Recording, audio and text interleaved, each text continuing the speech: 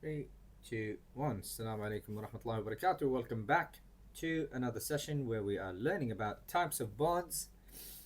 Okay, so basically, we are going to be talking about covalent and ionic bonds in today's session, and we're going to be talking about the properties and polarity, polar and non-polar bonds, as well as electron sharing and dot diagrams. Easy stuff. Let's get on with it. Okay.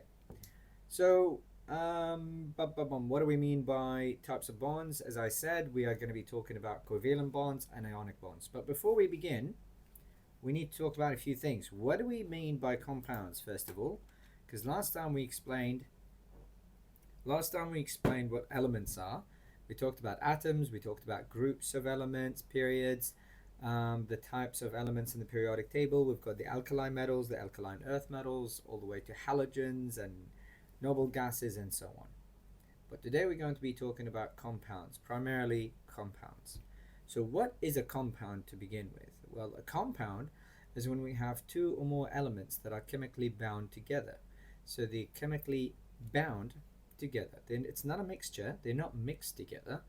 Okay, they've reacted already and they are chemically bound. Two or more elements. So an example of a compound would be carbon dioxide, for example. Another example of a compound would be H2O, okay, water.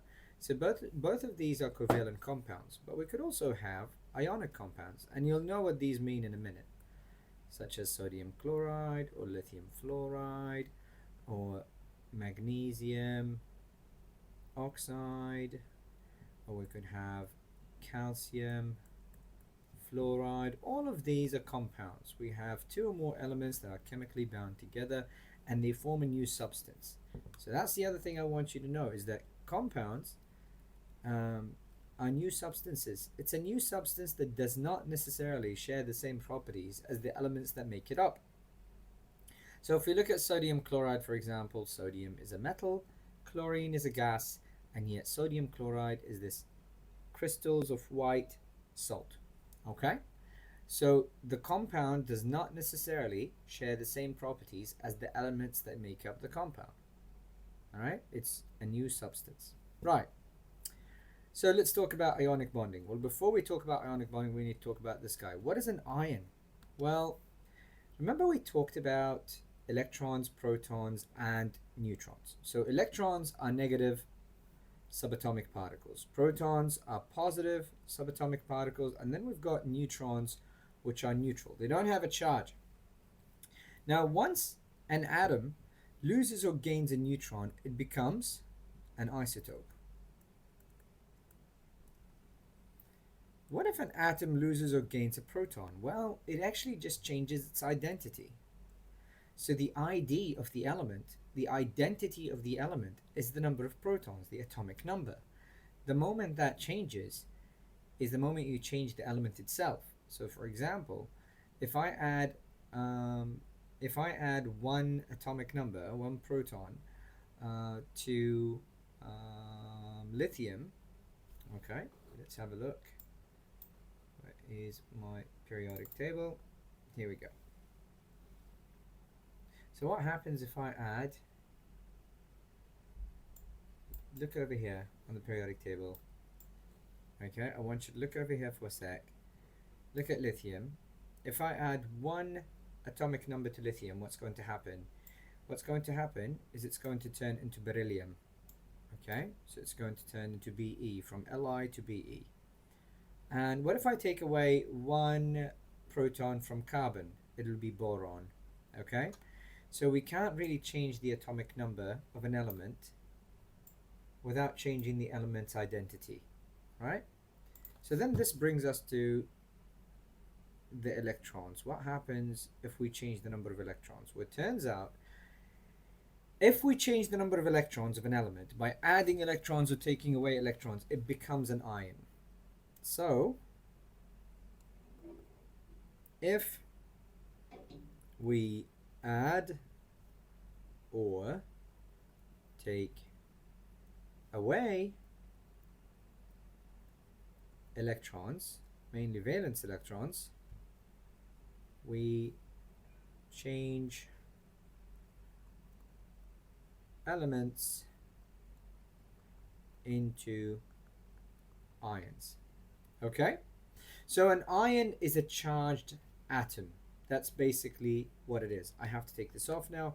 So that's what an ion is. It's a charged atom. So what does that mean, a charged atom? Well, you know how atoms are neutral because they have the same number of protons and electrons? What happens if we take away electrons? Then it's no longer a neutral. Let's say I'm going to take an example I'm going to take an example of an element. Okay, I should really leave the periodic table open. That way it just makes everything easier. Okay, so here's my periodic table, right? So if I take carbon, for example, okay, I'm going to, oops, sorry, yeah. So carbon has 6 protons and it has, oops, carbon has 6 protons and it has 6 electrons. And because it's got equal number of negative charges as positive charges, the carbon atom is neutral. It doesn't have an overall charge. However, what if we only have 5 electrons? Then the carbon atom becomes positively charged because it's got 1 more proton. Okay? What if we add electrons? What if the carbon has 7 electrons? Then it's going to be negatively charged. The reason it's negatively charged is because it's got an extra negative charge. It's got an electron. And so that's what an ion is. An ion is an atom that's become charged. So that's the most basic definition. A charged atom. Because atoms are not normally charged. So once an atom becomes charged, it becomes an ion. That's what an ion is. Okay? And we've got polyatomic ions as well. And polyatomic ions are ions that are made from more than one type of atom. Okay, so normally, let's say for example carbon, carbon is an atom, and so if it loses or gains electron, it becomes a carbon ion, which that was a bad example because carbon doesn't actually like to lose or gain electrons at all because it's only got 4. Let's look at lithium, for example. Lithium, if lithium loses an electron because it's got 3 electrons, right? So lithium's got 3. That means it's got 2 on the inside and it's got 1 on the outside. So it wants to lose that 1 on the outside so it can satisfy the octet rule, so it can be complete. If it loses that 1 electron, then now it's got more positive charges than negative charges, and so lithium will become lithium plus. Okay? What about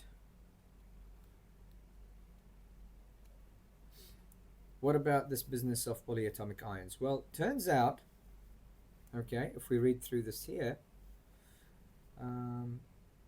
some ions are made of several atoms. So ammonium ion, for example, is made of 1 nitrogen and 4 hydrogen atoms, and so an ion made from more than 1 atom is called a polyatomic ion. Poly means many, okay, and atomic just comes from atoms, so many atoms, polyatomic ions, okay, and they can still have an overall charge of positive or negative, right, because they're still ions, but they're made from more than 1 atom. Okay, right, let's move on. So as we said, an ion is an atom that has lost or gained electrons and has a new charge of positive or negative. A cation is a positively charged ion, so like metals, for example. All metals lose electrons. So lithium will lose 1 electron, magnesium will lose 2 electrons, and so on and so forth.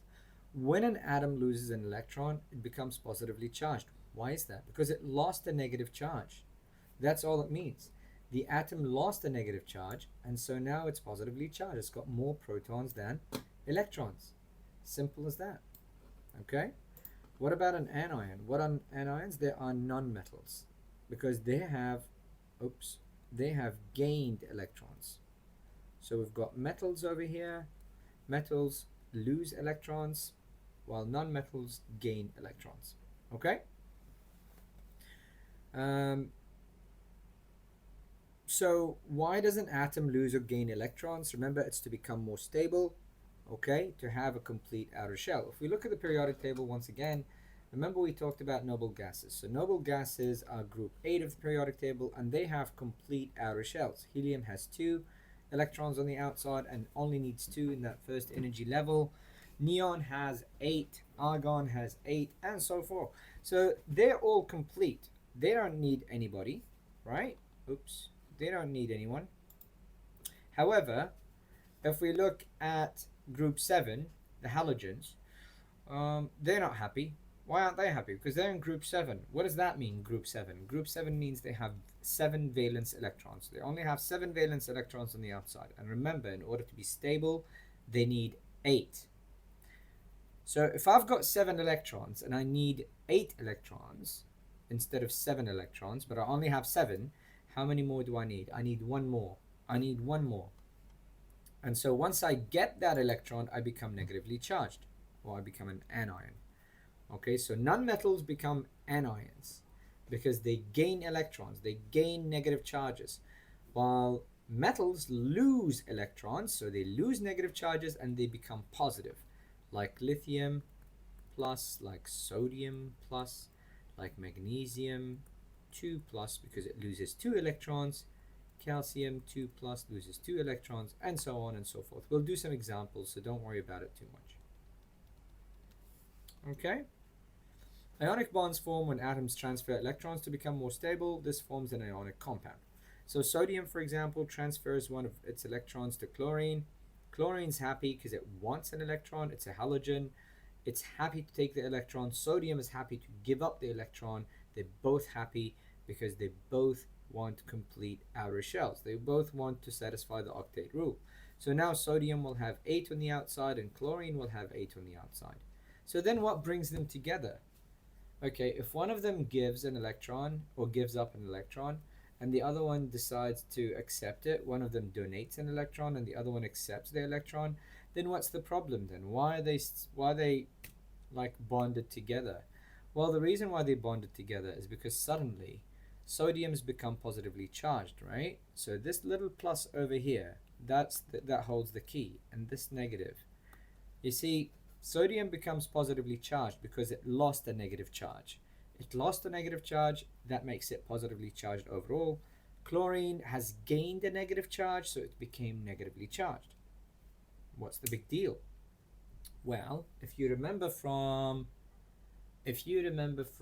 grade 3 science, it's like magnets, right? I've got a magnet over here. What happens when you bring a positively charged magnet and the positive pole of a magnet onto the negative pole of another magnet? They attract each other.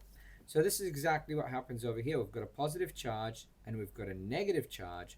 What's going to happen is they're going to attract each other, and they're going to attract each other rather strongly and form an ionic compound. So an ionic compound forms when one atom, mainly a metal, donates an electron to a non-metal, therefore making the metal positively charged and the non-metal negatively charged, and they suddenly attract each other and they form an ionic compound. Okay? So when an atom loses a valence electrons, wait a minute, what is this valence electron business? Does anyone remember? Remember we talked about this. Valence electrons are the electrons involved in chemical reactions. They're the ones on the outside. The ones on the outside are the ones involved in chemical reactions. So when an atom loses a valence electron, it loses a negative charge and so becomes a positive ion, also known as a cation. Okay? So in this case, for example, the sodium has become a cation. Whereas when a nonmetal receives a negative charge, it becomes negatively charged. And so we call it an anion. Okay, so this is an anion, while this is a cation. Right. When sodium loses an electron and becomes a positive ion, and chlorine gains an electron and becomes a negative ion, what happens is now suddenly they form an ionic compound. Okay, so let's do some activities over here. What we need to do is draw the valence electrons of each to show how ionic bonds formed. Write the chemical formula in each example. So what we're looking for is the dot diagram over here. So the dot diagram is the diagram that shows the number of valence electrons for each element, for each atom. Sodium is in group what? Sodium is in group 1. Okay, where is it? Where's sodium? Let me just open my periodic table and show you so you understand it fully. Here we go. Here's sodium. It's in group 1. Since sodium is in group 1, it means it loses one valence. It has one valence electron, and it needs to lose that valence electron, as opposed to gaining 7. So it's got two options really. Either it gains 7 electrons to have a complete outer shell, or it can just lose the 1 electron. So it would rather lose the electron to become complete, and that's what it's going to do. It's going to lose the electron. Okay, oops, what do we have here? So I'm going to draw one dot for sodium. What about fluorine? Fluorine's in group 7, so it's got 7. 1, 2, 3, 4, 5, 6, 7. So what's going to happen is sodium is going to donate that 1 electron to fluorine, and so it's going to look like that. So it's going to be sodium positive and fluorine negative. And the formula is going to be NaF, sodium fluoride. Let's look at lithium. Lithium also has 1 on the outside. Fluorine hasn't changed, it's got 7. So what's going to happen is the lithium is going to be passed on to the fluorine. The lithium valence electron is going to be passed on to the fluorine, thus forming fluoride ion and a positively charged lithium ion. So that's what's going to happen. Li plus, F minus, LiF. And finally, we've got a bit of a challenge here. Calcium. So calcium's in group 2, so that means it's got 2 valence electrons. Oxygen is in group 6, so it's got 6. Not really much of a challenge. All that's going to happen is it's going to pass 2. So then we have calcium oxide. And, in terms of charges, calcium will be 2 plus, while oxygen will be 2 minus. Because now it's lost 2 electrons, so it's going to be positive by 2, while the oxygen has gained 2 negative charges, 2 electrons, so it's going to have a 2 minus. What happens when sodium reacts with oxygen? What happens when sodium reacts with oxygen? Well, turns out when sodium reacts with oxygen, sodium gives an electron to oxygen. But here's the deal though. Oxygen wants more than 1 electron, right? So sodium only has 1 to give away. So what can we do? Well, what happens is quite interesting. Another sodium comes along and donates another electron, and there you go, problem solved. So in this case, because oxygen needs 2 valence electrons and we only have sodium, and sodium can only give up 1, well, there's an easy solution. Bring 2 sodiums. And so it becomes sodium 2 oxide. Okay, and likewise, if we have something from group 2 like calcium that wants to give up 2 electrons, it has 2 valence electrons. And then we look at chlorine that only needs 1. What's going to happen in this case is one of them will come here, but then another one will find another chlorine. And so that way, problem solved. We can have everybody happy this way, and it will be calcium Cl2, calcium chloride. Okay, let's move on.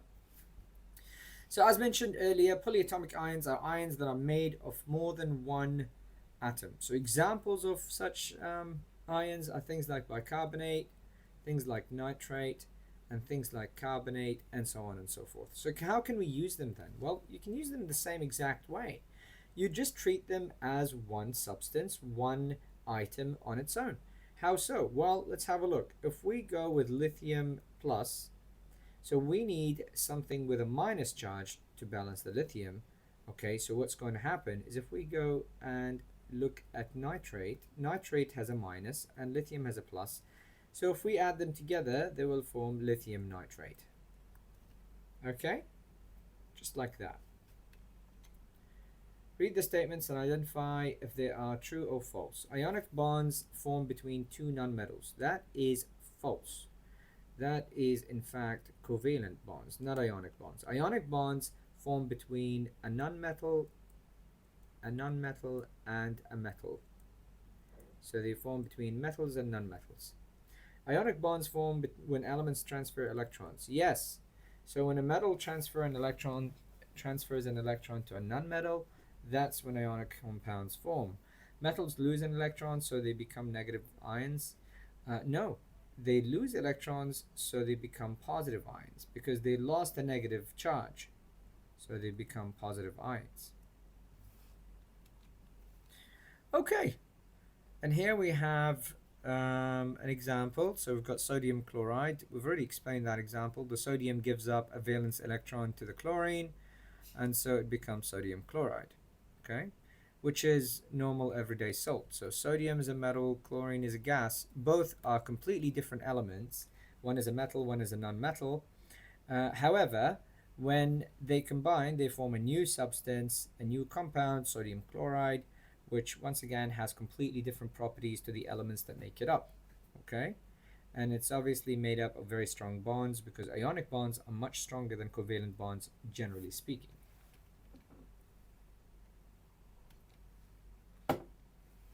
Okay, are the following ions correct? Well, let's have a look.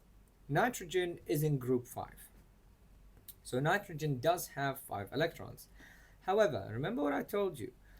Nitrogen is a nonmetal, so nitrogen will form anions because it will gain electrons.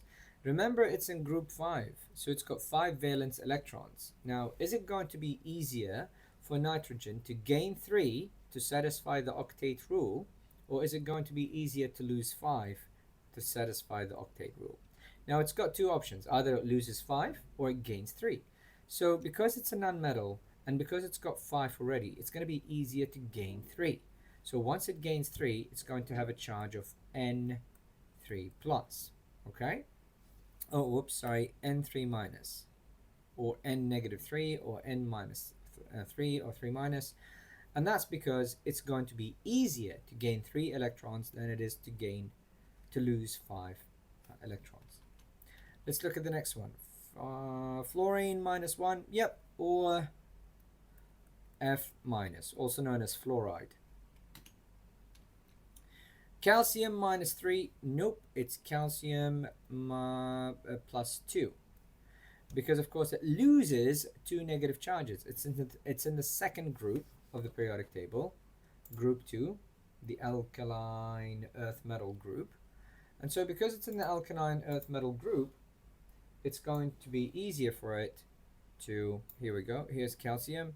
It's going to be easier for calcium to lose 2 electrons than it is to gain 6.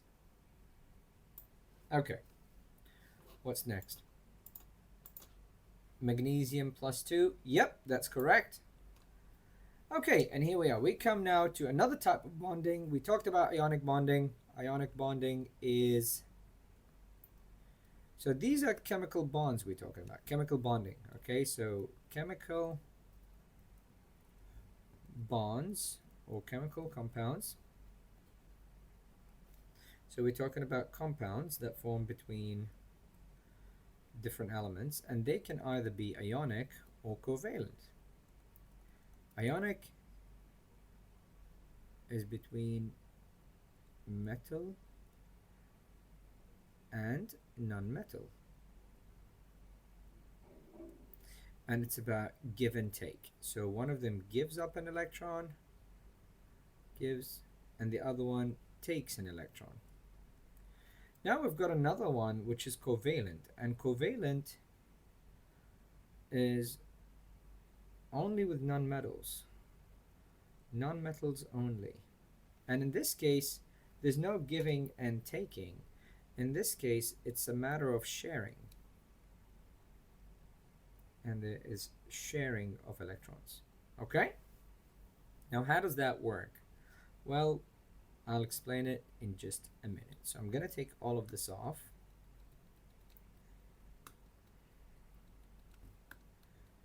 Okay.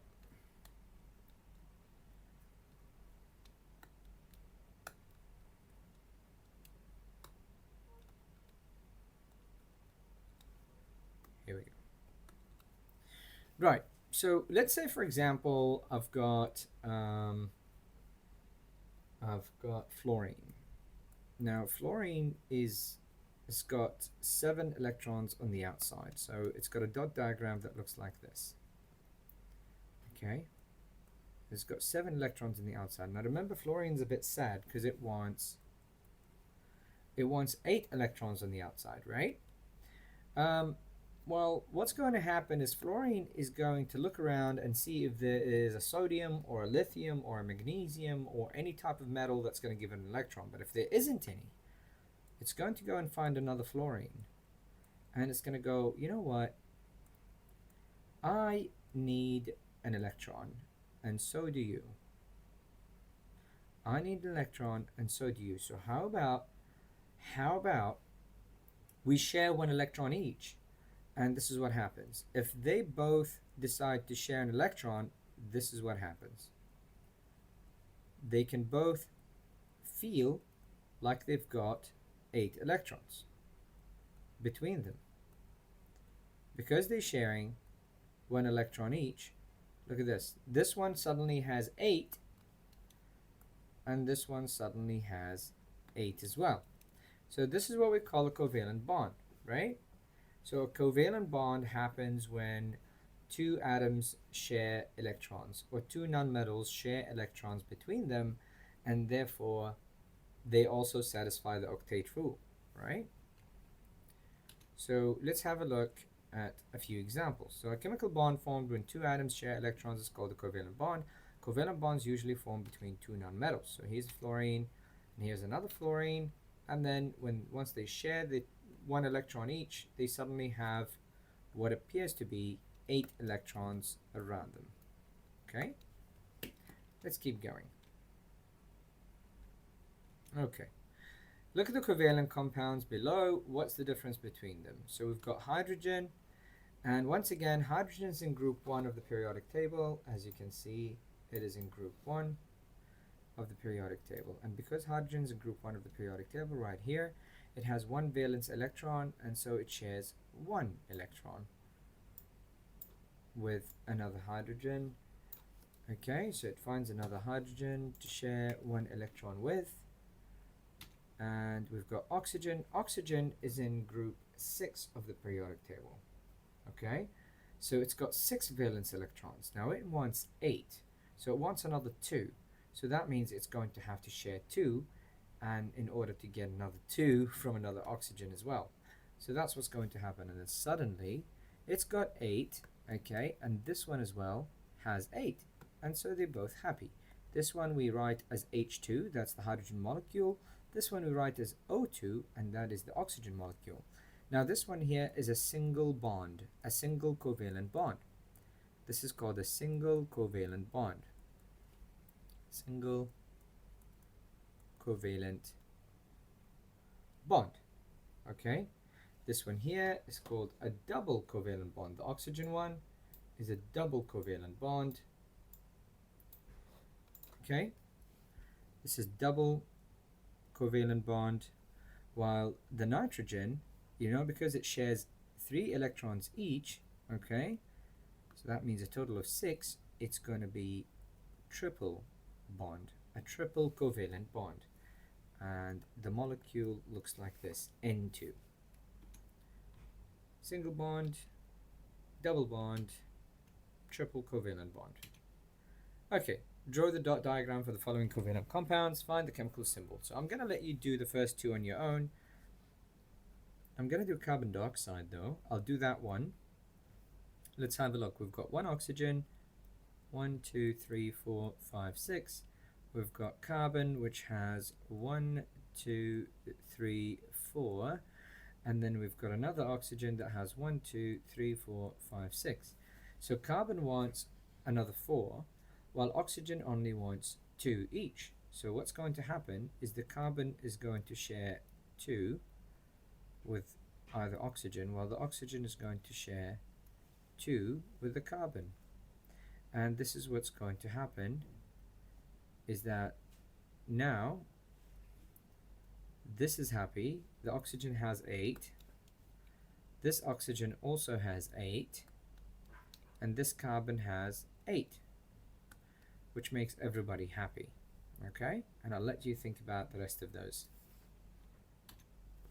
Okay, so we've already talked about that. That's what we talked about before. Let's just do a quick recap of what's going to happen here. What do we have in the first example? We've got a triple bond because there's 3 pairs of electrons being shared. The second example over here, we've got a single bond because it's only 1 pair of electrons, and over here we've got a double bond because it is 2 pairs of electrons. Okay, so is this going to be ionic or covalent compound? Loses or gains electrons? This is ionic because there's no sharing. Ionic or covalent? This one is ionic. Made of non-metals. Made of non-metals. Not, it's not a metal and a non-metal like sodium chloride. It's non-metals only. So this is going to be covalent. Low melting point, covalent. Ionic compounds have very high melting points. Covalent compounds tend to have low melting points to the point where, if you think about it, a lot of compounds that are covalent are either liquid or gas at room temperature. For example, carbon dioxide is a covalent compound and it's gas at room temperature. Hydrogen is a gas. Water is a liquid. So covalent compounds tend to have low melting points. Strong bonds. Well, they can both be very strong, but ionic bonds are definitely stronger than covalent bonds. Made with metals and non-metals, that's ionic, because one of them has to give up electrons while the other one gains electrons. Namely, metals give up electrons and they become cations, while non-metals gain electrons, gain negative charges, and become anions. Forms compounds, both of them do. Shares electrons, covalent compounds. Covalent bonds, that's what covalent compounds are. They share electrons. Okay, but, well, yeah.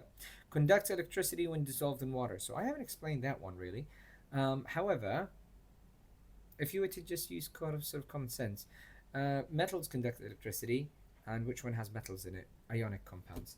The reason is slightly more complicated than that though, because ions are free to move and ions are charged, and so the one with ions, ionic compounds, that's the one that conducts electricity. Okay, right, let's talk about polarity. Now, polarity applies to covalent compounds. Covalent compounds happen between non-metal and non-metal. And so, let's say, take the example of hydrogen. Now, hydrogen shares an electron with another hydrogen. Because they're both the same, they share the electrons equally, and so this is what we call a non-polar bond. The word polar means, does it go to one pole over another pole? Let me see if I can find something to try and explain this in an easy way.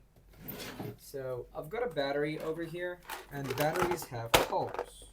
I've got quite a few batteries, to be perfectly honest. So here is a battery, and as you can see, the battery has poles. It has 2 poles. It has a positive pole and a negative pole. Here's another example of a battery, maybe one that you're familiar with, right?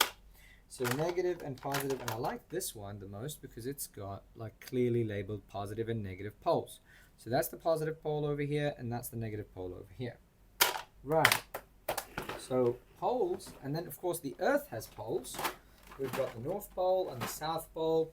Okay, so what's the deal here with the whole pole thing? Well, in terms of atoms or in terms of covalent compounds, when we're talking about polarity, we mean, is it slightly charged or is it not? Does it have negative charge and a positive charge?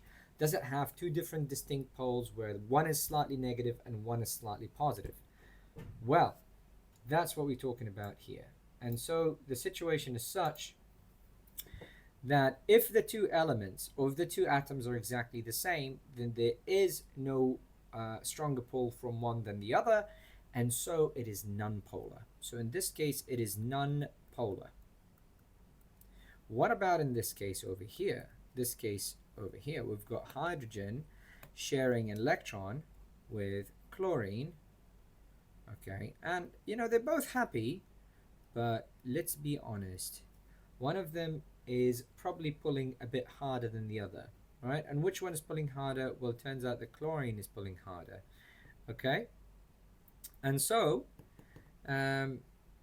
because chlorine has a slightly bigger pull, it's pulling slightly harder, and so suddenly it's got an overall slightly negative charge. And why is it negative? Because it's pulling electrons, isn't it? It's pulling these two. And because it's pulling these two electrons towards itself, right, it's going to be slightly negative, while the hydrogen is going to have a slightly positive pole. So we call this polar. So in short, if the atoms are the same, then it's nonpolar. If the atoms are different, then it's polar.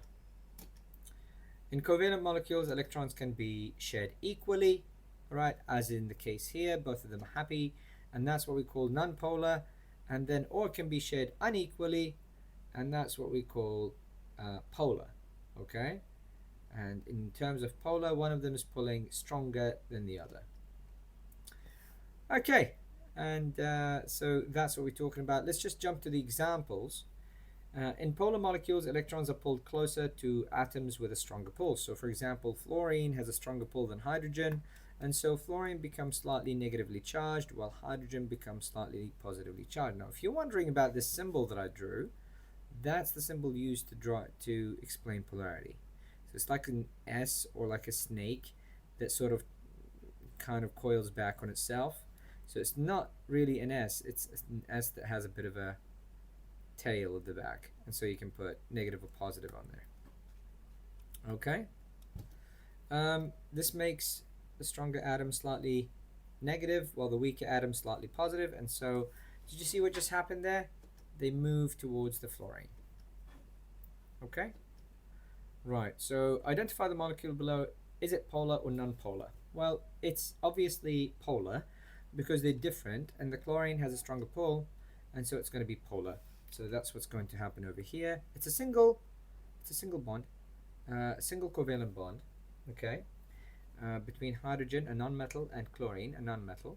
But what's going to happen is that this one's going to be slightly positively charged, while this one's going to be slightly negatively charged, because the chlorine has stronger pull. Sort out the following molecules into polar and nonpolar. So I'm just going to say P or NP. So this one is going to be nonpolar. What I want you to do is please pause the video, do it yourself, and then check your answers. This is going to be This is going to be polar. This is going to be nonpolar. This is going to be polar. Water is definitely polar. This is going to be polar. This is going to be nonpolar because they're both the same. Nonpolar and nonpolar. Okay? Right, let's move on. What happens to the electrons in polar molecules? Describe what happens to the electrons. They get pulled towards the stronger. They get slightly pulled towards the atom with a stronger pull. What is the difference between a single, double, and a triple covalent bond? A single covalent bond has 2 electrons being shared. A double covalent bond has 4 electrons being shared, while a triple covalent bond has 6 electrons being shared. How are ionic and covalent bonds different? In ionic compounds, in ionic bonds, one atom donates electrons to another atom. So namely, a metal donates electrons to a non-metal. One of them gives, the other one takes, and then they form a strong bond between them because of electrostatic attraction. Once the metal gives up an electron, it becomes positively charged, while the non-metal gains an electron, it becomes negatively charged, and so this positive and negative attract each other. Whereas in covalent bonds, what happens is they share electrons, and once the sharing of electrons happen, there is an attraction between them because they both need those electrons that are being shared between them. But ionic compounds are generally much stronger. Covalent compounds can also be polar depending on whether the atoms are different or not. If the atoms are different, and depending on the shape of the molecule, the electrons can be drawn towards an atom more strongly than the other, which makes it polar. What are some properties of covalent compounds? Well, covalent compounds are, they're made of nonmetals, they have low melting points, they can be quite brittle, and they can be colorful, they can be gaseous or liquid at room temperature. Yeah. Ionic compounds, on the other hand, they conduct electricity when molten or dissolved, and they form between metals and nonmetals. Okay, properties of compounds. So, properties of ionic compounds. What are the properties of ionic compounds that form when metals and nonmetals react? In general, ionic compounds form hard, brittle crystals. Okay, so like salt, for example. Salt, if you remember salt, salt is an ionic compound. It forms between sodium, a metal, and chlorine, a nonmetal. So, those ionic crystals form solids by building up repeating patterns of ions. So, for example, calcium oxide. Here's an example of calcium oxide. Also, sodium chloride, metal, and nonmetal. They all form the same crystalline structure. And if you look at salt and you put it in your hand, okay, you can see that it's made of like little tiny crystals. They also have high melting points and they conduct electricity when they are molten. That means when they melt or when they are dissolved in water. Okay, so if you put two electrical leads onto salt, it will not conduct electricity. But if you melt that salt or if you dissolve it in water, it will suddenly conduct electricity. So ionic compounds conduct electricity, they have high melting point, and they form crystalline structures. Um, and all you need to do is just remember salt. Remember salt that you put in your food. That is sodium chloride. That is an ionic compound. And if you look at it, really carefully and really closely, you'll see that it's made of crystals. Okay, whilst properties of covalent compounds on the other hand exist as molecules. They melt quite easily, so they have low melting points. Okay, so if you remember plastic, for example, or carbon dioxide is a gas, water is a liquid. And of course, their properties depend on whether they are polar or non-polar, right? And there we go. That is the lesson check. What I'd like you to do is I'd like you to do these questions and check with my answers over here. And that is all, boys. I hope you didn't find that too difficult, and I will see you in the next one. Ciao. See you later.